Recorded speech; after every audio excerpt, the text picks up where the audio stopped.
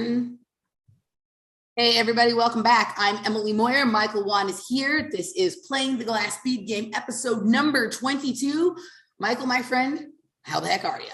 I'm doing okay. We were talking about this a little bit before we started recording. I got a bit of a end of summer cold going on, so the energy level is a little bit low, but I got some good stuff today, so I'm very excited about our conversation. Awesome. Can you hear me okay? I hear you perfectly.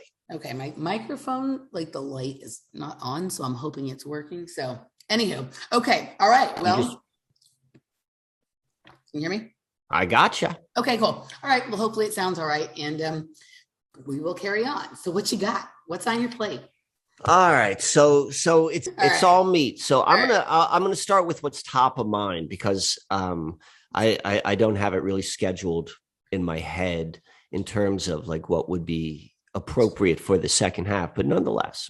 So I want to begin with this. This is kind of, a lot of this is kind of like, kind of dark, heavy stuff, but it's strange nonetheless. So we're going to begin with that. All right. So probably the last couple times that we have been on the show together, I've been talking to you about like the owl and then that whole thing with Howl from the book and like the character from the book being the spokesperson for the Dark One and all this sort of stuff. And I'm like, what the fuck is this? Why is this showing itself? So it seemingly has shown itself in a very, very material way. All right. So we're going to begin with that.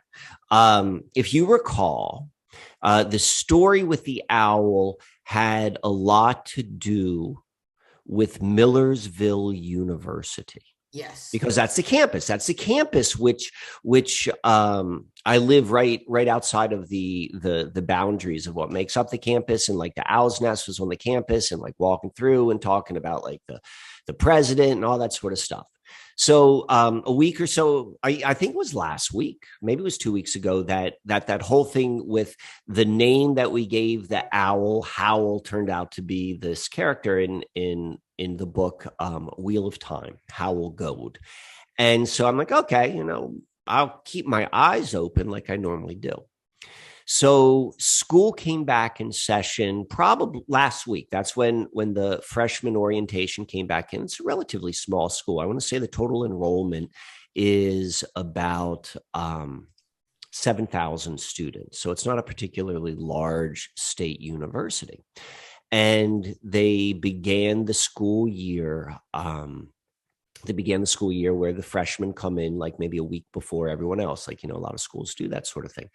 And it's funny because I remember the night they do like a opening ceremony, and like a lot of schools do that. I remember walking through the setup, like through the college campus as I normally take my normal walk, and just kind of my mind is going like, what's going to happen and so forth.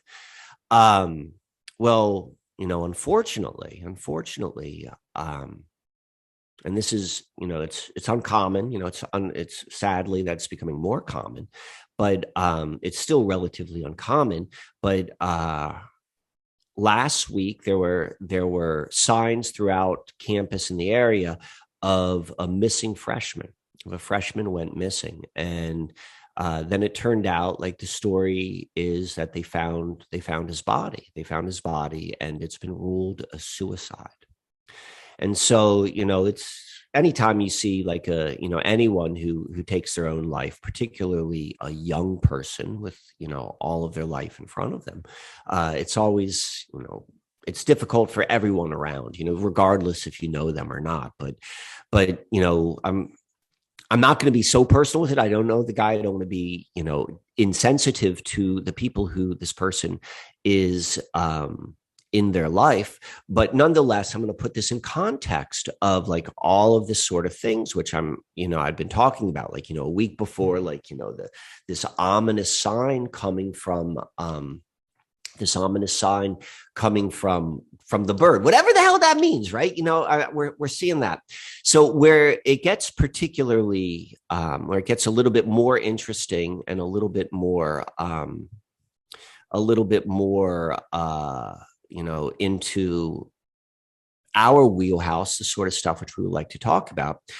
This is the Daily Mail. This is from today. This is August 31st. And you could see this story, it was picked up by the Daily Mail. Unfortunately, people take their own lives all the time, and it doesn't always make, an international news story. Not that this is a big one, but this happened right here. And the reason why is the student was a relatively well-known child actor. Here we see My Heart is Crushed. Child actor Matthew Mindler's mom says he struggled with severe anxiety for years, but seemed to be settling in his first week at Millersville University. And so it says this is what I'm talking about. This is a London-based media outlet, one which I get like a lot of my mainstream like news from. And sure enough, we see the story right here. And the reason why this young man, his death has garnered so much this much publicity is because he was an actor, and of the films and different programs which he had been part of, the one which he's probably the biggest one which he was in from like a Hollywood perspective would be he was in a 2011 film with Paul Rudd called Our Idiot Brother. I've never seen it. I was not familiar with it. But where this like starts to get particularly, I don't know what word I want to use to describe it, but you'll see where I'm going with it. The character whom he played in this film, the character's name was River. Mm-hmm. And so like now we're kind of flirting in the world of synchro-mysticism. Yeah. And again, like I want to be as sensitive as I can because this is a real person and he's got real family and real friends. And, this is not our entertainment, but we're also investigating what's going on in our lives from this particular lens. So do you know how, just real quick, do you see what's in the right side here? Sharon Stone reveals that her 11-month-old nephew, River, has died days after he was found in his crib with total organ failure that left him in a coma. Do you see that? Yes, I do. There's another River dead right there as well. Here, and then here's the other one. Okay. This is from Lancaster. This is from the Lancaster. This is from the Lancaster website. This is 21 hours ago. The coroner's office identifies 5-year-old swept away into the Susquehanna River. The boy drowned. This happened this weekend. Unfortunately, like people do drown. The children drowned, like probably for as long as I've been following the Susquehanna River. Like this is the second time I've seen a child who has died by an accidental death on the Susquehanna River, but this happened this weekend again. And where it took place, we could see right here is, let's see, where does it say? So the boy was playing in the river when he fell into the water just north of the Falmouth Axis boat launch. So this is a big river, right? It's 440 miles long. This spot, this Falmouth Axis, like I've talked about it on the show many times. This is the place where all of the rocks are, the very, very strange rocks. This is a very personal to me, like personal in the fact that I know this. There's 440 miles of this river, but there are probably only a handful which I really know personally, and this would be one of the top spots. So we see in this 1 week period of Millersville University with this young man who commits suicide right after I say this weird sort of like symbol which happens on Millersville of death in the dark one, and then this boy commits suicide and he's best known for River. And then that Sharon Stone story, if you read the Sharon Stone story, it's like a second degree, like what Sharon Stone being in the pop culture news, she's kind of like, she's not in that world anymore. But what she's talking about is it's her nephew. Like, it's not even like it was her son. Like it's like 2 or 3 standard deviations away of what should be considered normal celebrity fodder gossip. Yet it was on there, coupled then with this other story. So it's like, That's what I wanted to kind of begin with, like, because this is, and this is in light of, we were just talking about, like, your aunt who just passed away. So we've got like all of this sort of stuff kind of like spinning around in our, like, the lens which you and I look at on a weekly basis, our own lives. And so that was kind of where I wanted to begin. All right. So a couple of things pop up for me, like, immediately. First of all, where did they find this kid's body? Let's see. I'll go in the river.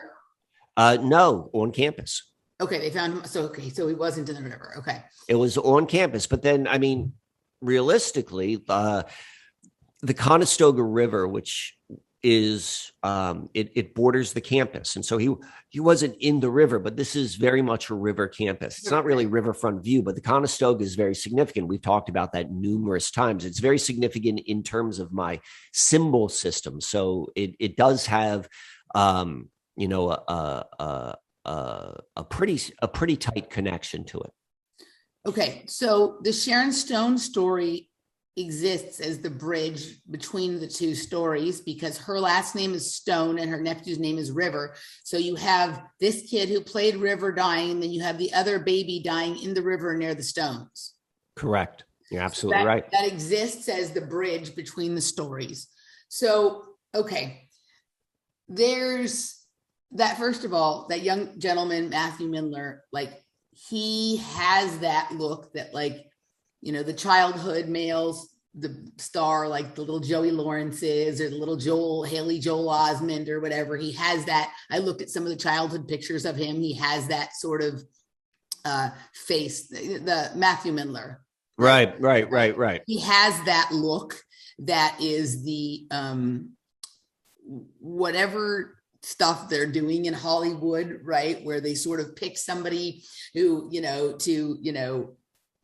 like siphon energy off of or create, whatever. When you look at the picture of him, there was one picture of him when he was like 3 or 4 years old, where he just looks like that prototypical, like, if you have a kid that looks like that, keep your kid away from Hollywood kind of look, right? Yeah. He definitely, without a doubt. And you could see this, he most recently acted as Peter in the comedy Chad and American Boy. Like, this whole sort of, if we want to look at like what you're saying, like archetypical symbols. He has that archetype. He wasn't the Chad character, he was.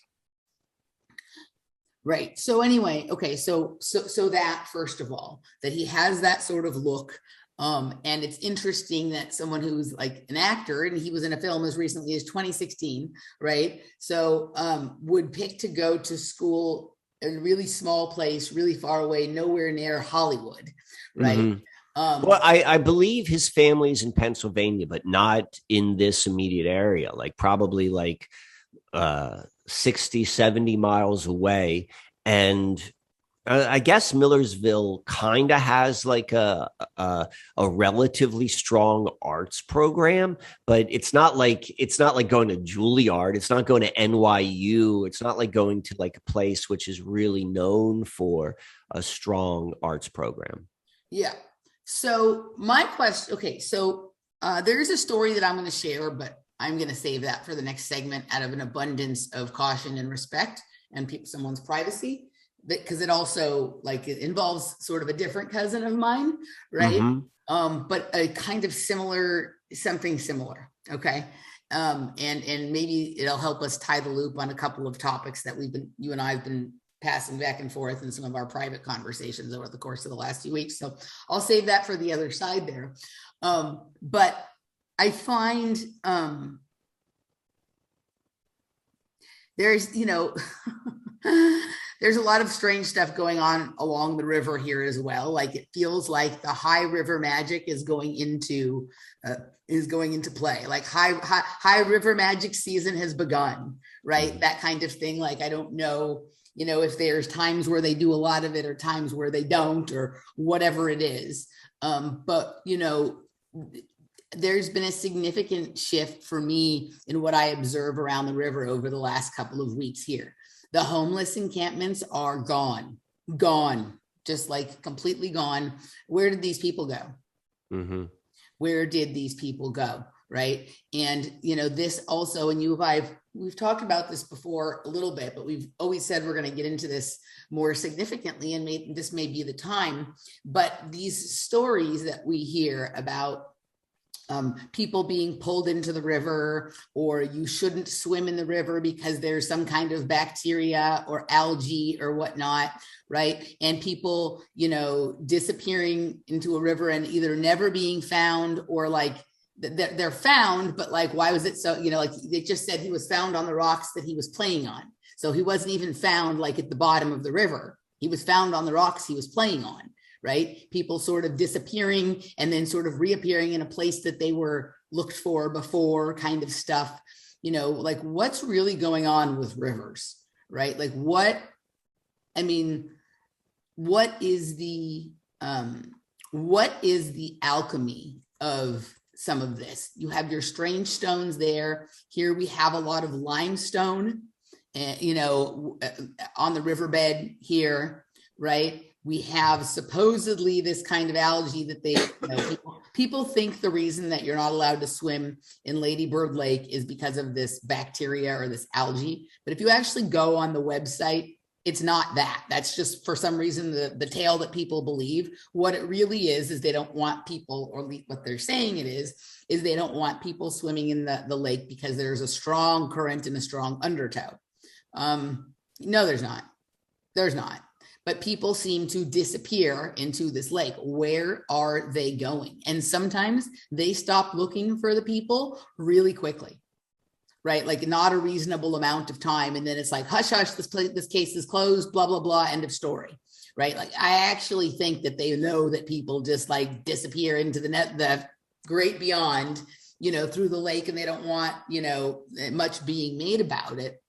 But we have recognized that like some of these spots along the lake where some of these homeless people have put their encampments, there's a lot of energy there. Like I've talked about this gentleman who he was there in his tent in the same spot every day from the day that we moved here back in April. I would see him every time.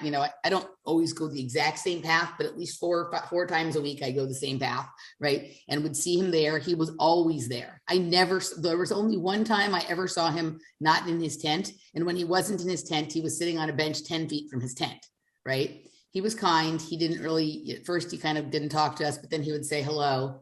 And when we got back from our trip, he was gone. And we went and stood on his spot where his stuff was. And there was so much energy there, you wouldn't believe it. Now, my story that I had been telling myself for all the months I saw him there was that he doesn't leave there because he's waiting for whatever portal he arrived through to open up again so he can go home, right? And he didn't want to miss it when it happens, or he's waiting for somebody to come through because he was always looking in the same direction, right? He didn't seem particularly paranoid or anything like that. It was just like it had this feeling like I can't leave this spot because if I leave this spot, I'm going to miss the opportunity or I'm going to miss something when it comes, right? So then we're gone. He's gone. That energy there was incredible. I don't know if it's his energy, right? Or if it's the energy of portal having been opened. It has dissipated over time since he's been gone for a couple of weeks now. The energy there is, so you can still feel it, but it's not that first day that we stood on it. It was like, oh my God, right? Like what this is like it was a completely different energy field, right? And so all these homeless people that we've seen all over the place around the river in Austin, they are gone. All the encampments are gone. Where did these people go? There's been no stories in the news about what's been done with them or where they went. We haven't seen, we haven't really seen police out there removing them. There's one or two out here where it seems like over the course of a couple of days, maybe somebody was sort of cleaning it up and packing it up and going away, but it seemed very non-dramatic based on how serious the issue was around here.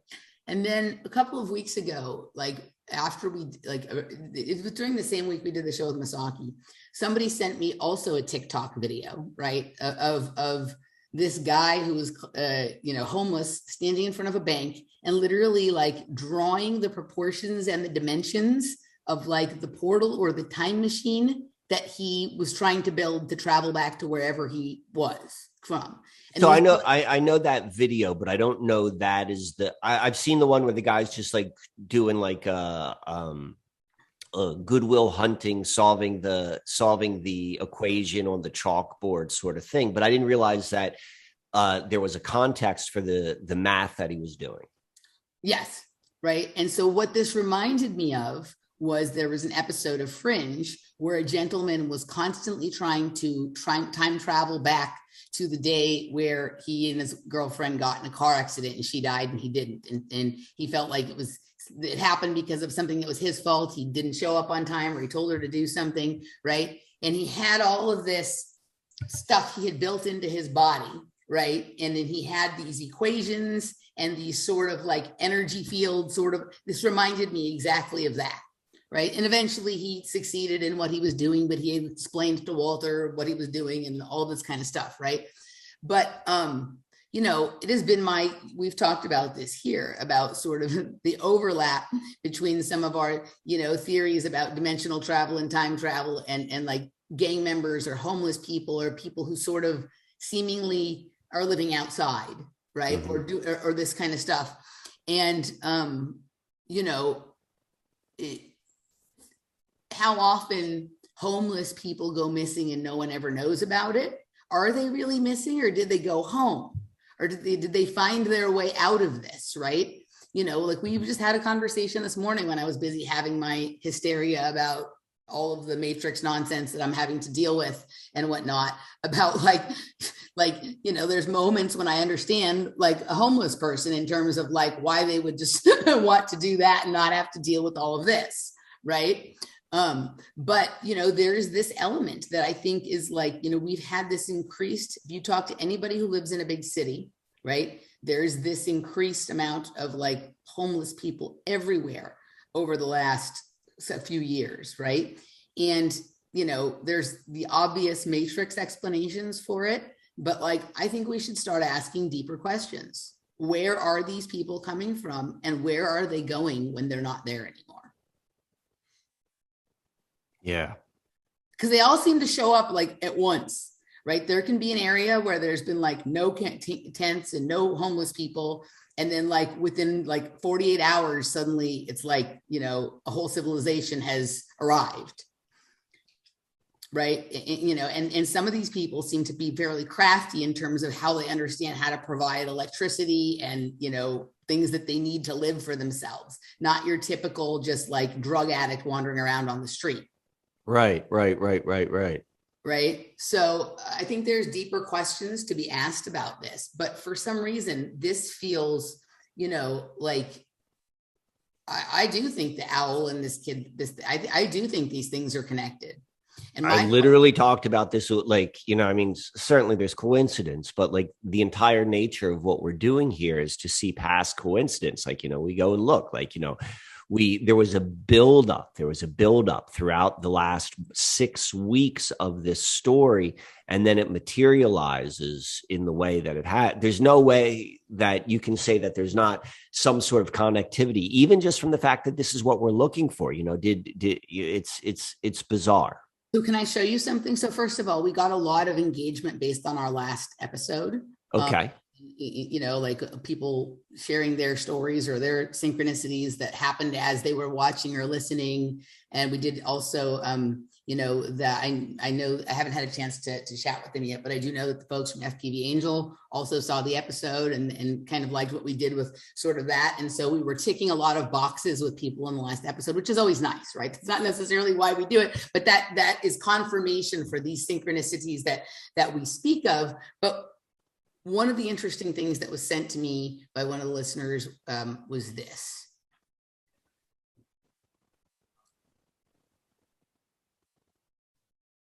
So it's an owl named Howlet's Wing. And look at this, on a wheel with angel's wings, vintage Voyages with a dancer on the wheel. And over here it says, double, double, toil and trouble, fire and burn and cauldron bubble. My mom used to say this to me. Double, double. Toil and trouble, fire, burn, and cauldron bubble. Hey guys, this is Emily, and you just watched the opening clip from episode number 22 of Playing the Glass Speed Game with myself and Michael One.